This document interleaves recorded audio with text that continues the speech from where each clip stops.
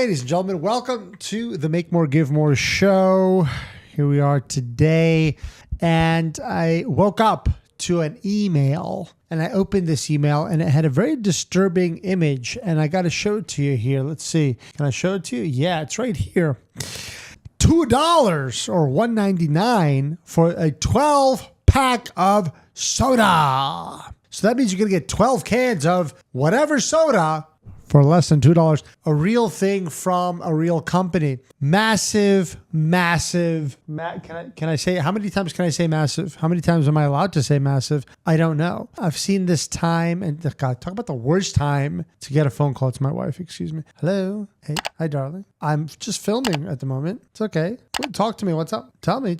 Okay, see. Where were we? We were talking about free Pepsi. They're basically giving free soda, right?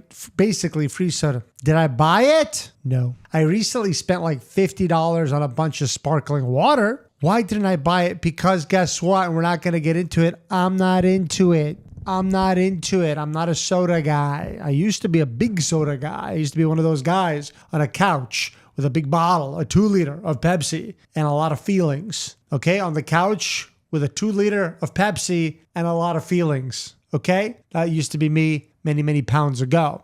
Not that guy anymore. So do you see what happened here? People say, Akbar, they come to me, and I'm not mocking them. I'm having fun. Akbar, I don't think my offer, it's no one's buying it, even though it's so cheap. No one's buying it. Should I lower the price? If that ad from Amazon said, hey, Akbar, we'll pay you $100 to just take this case of soda, I would be like, nope, bye-bye. Think about that for a second. The person who does it, it's so beautiful. There's someone who hates what you have. They have zero interest. You could not pay them to take it. Other people are willing to pay you $5, $10, $20 plus $1,000 today, and they'll beg you for it too. Same offer, different crowd. I hate you. You can't pay me enough to take your soda. Oh my God, I'll take all the soda you can possibly give me.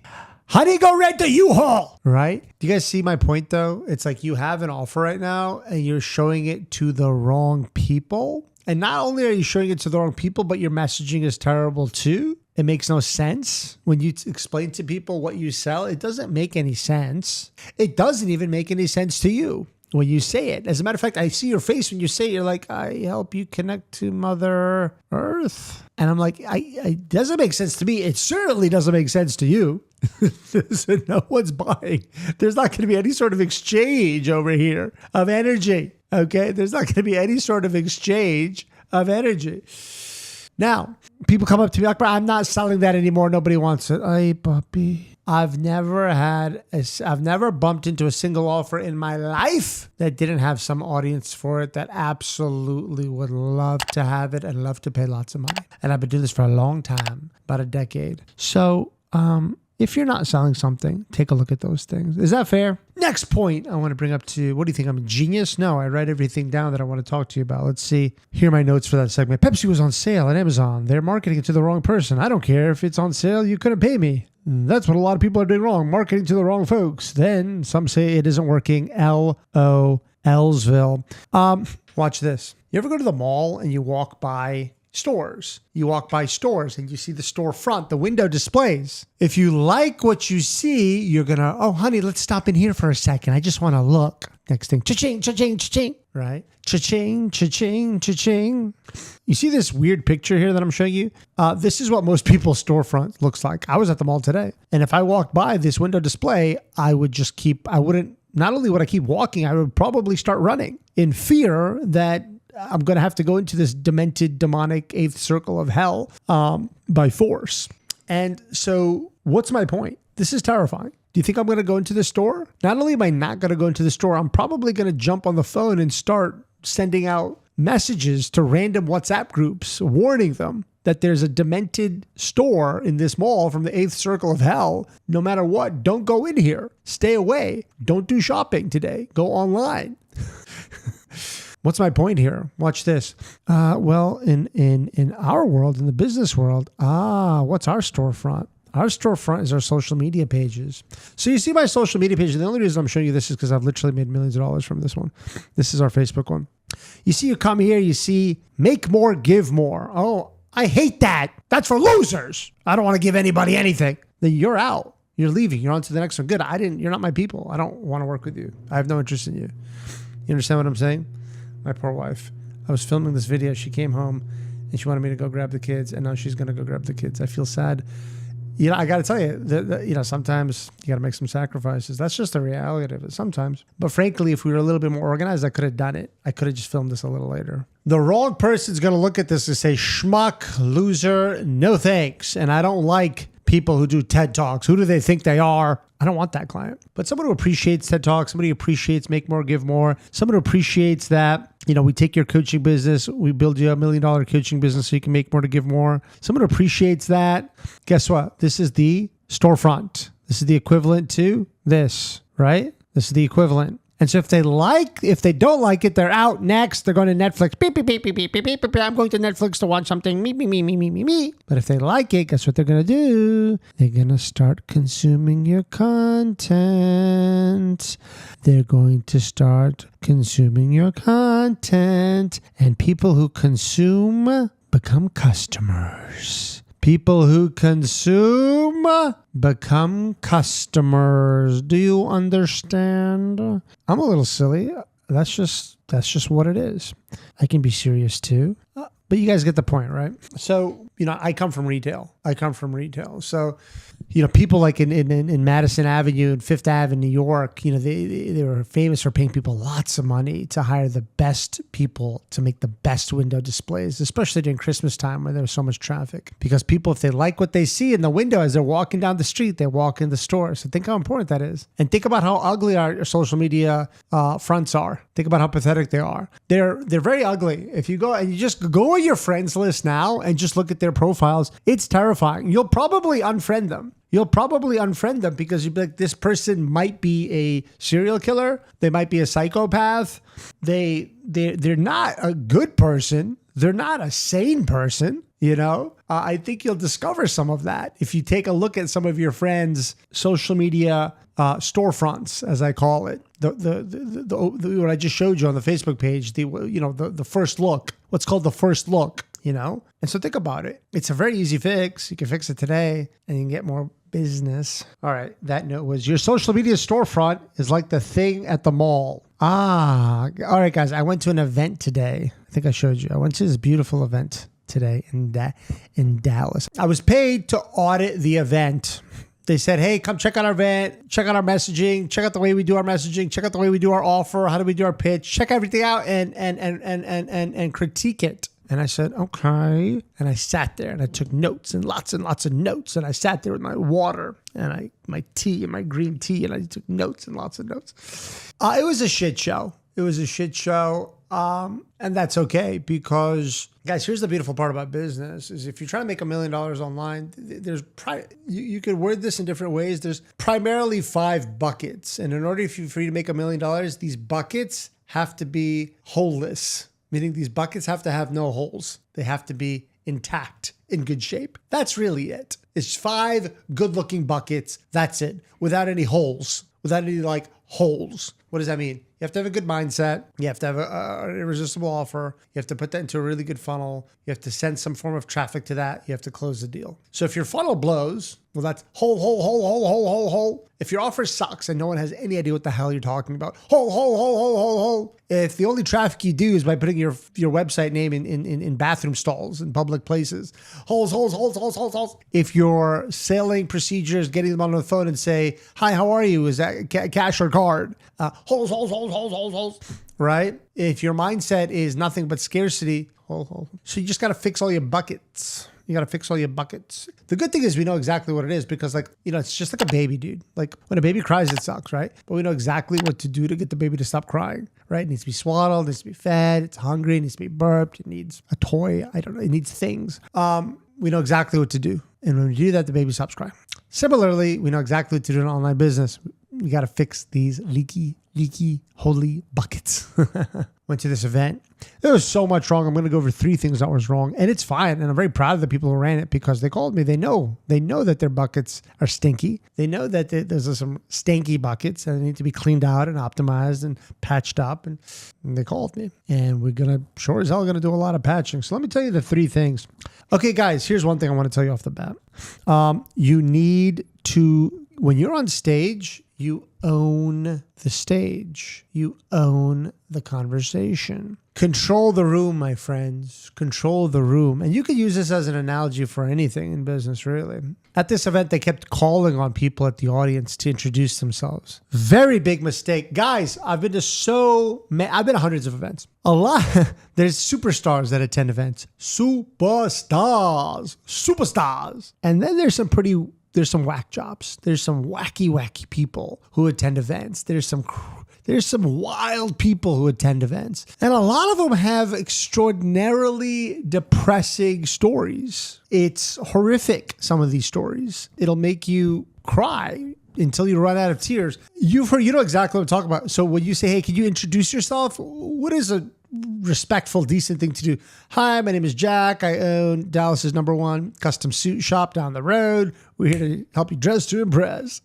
Come on down. I'm going to give you a free custom measurements for yourself, right? This is like a respectable way to introduce yourself. I got into tailoring because my great-grandfather came to this country with a sewing case and he made us promise that we're going to become tailors and the best tailors and da.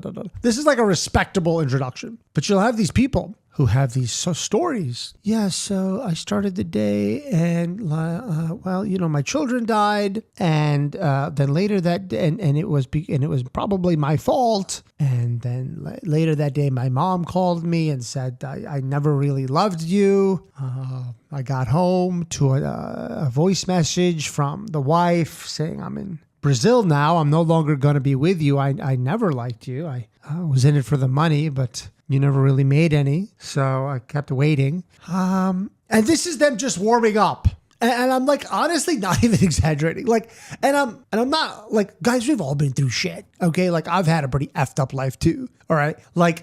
We've all been through some shit. And so I'm not poking fun or taking anything away from anybody, but dude, we all got a story. When you have to understand something. When you're having an event or a podcast or a webinar or a presentation or whatever the hell you're doing, you have to control that conversation. If you start letting random people introduce themselves, they're going to put people in a depression coma. You're going to have to start passing out Xanax, okay, during the lunch break, okay? Don't do that because it's a wild card. It's wild. In show business, they say you don't work with animals. It's a wild card. You never know what the hell they're going to do. And I'm not saying people are animals, blah, blah, blah, blah, blah. Get a life, okay? Get a life, okay? I'm just saying control the narrative. I'm going to teach you something very valuable. Before I do, I'll give you another quick tip. Remember I told you a thing. Don't do a long lunch or a long meal.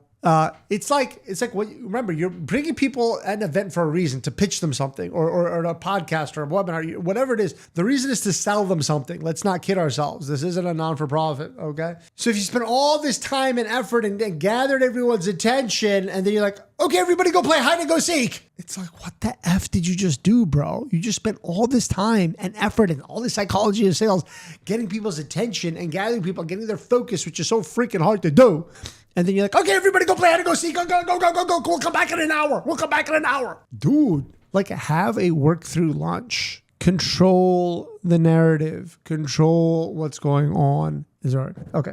I'm not going to give you the most valuable piece of advice when you're trying to sell something. Have everything be congruent. Everything that happens, there needs to be one thesis statement. And everything that happens in that event, podcast, whatever the hell you're doing, presentation, pitch, whatever, blah, blah, blah, website, whatever the hell you're doing, there's be one thesis statement, and everything on there needs to support that thesis statement. Okay? What do I mean?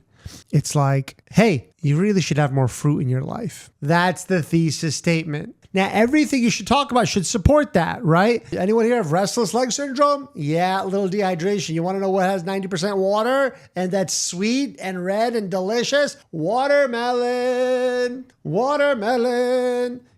Hey, what does potassium do? And I'm just kind of making this up. What does potassium do? It makes you see at night with the lights off. You can now see at night with the lights off. What's in potassium? What's heavy? Banana. banana. You guys, it's winter. You guys get sniffling a lot, huh? Yeah, vitamin C. Orange. Everything has to relate back to fruit. And so it's like you have insomnia, fruit. You have restless legs, fruit. Your wife hates you, fruit. And you have this person come up on stage. Fruit changed my life. I used to be a vegetable person. My life sucked. I smelled funny. Nobody wanted to talk to me. I switched over to fruit. I'm king of the world. Every time somebody gets on stage, they're talking about fruit and how amazing fruit is. Everything has to go back to, hey, you should have more fruit in your life. You don't start talking about steak. You don't start talking about vegetables, right? You start talking about those things in a negative way. And how fruit, like let's just say people are like, oh, you need your vegetables, right? You need the vitamins from the vegetables. Like, well, what vitamin do you have in broccoli? Oh, that vitamin, that vitamin actually doesn't stay in your body unless you have vitamin C, which is primarily in oranges. You get my point, right? And so everything goes back to your thesis statement. Everything goes back to your thesis statement. So guys, look, the good news is we know what's wrong. You have, in most people's businesses, everything's wrong. You just have to start over and it's fine. And it's fine. It's like a fresh coat of paint. It's totally fine. It's totally fine. You know what I mean? I want to end here with one thought. I helped somebody I had a beautiful consult today with a private client. Yes, people are crazy enough to work with me. This was like pulling teeth. I love this guy, by the way. I really mean that. Genuine, sweet, incredible person. And frankly, I'm honored to work with him. And straight up, incredible human being. I'm like, all right, man, let's come up with your offer. I'm like, well, all right, let's start with you. Tell me in one sentence, what do you do? I help people. I'm like, okay, can we go deeper, maybe? Okay. I help people feel good. Okay. Let's go a lot deeper. I help a lot of people feel really good. Let's start over. Right now, you're talking here in the galaxies. I need you to zoom in and take a real micro look. And I need you to tell me a specific problem you're solving for a specific person. I had to keep peeling layer after layer after layer after layer after layer after layer. And finally, I got to find, he's a military man. And he would help a lot of his military friends. I said, what'd you help him with? He said, marriage problems, this trauma problem, that problem. And I said, wait a minute, you're like a life coach. He said, yeah, I guess so.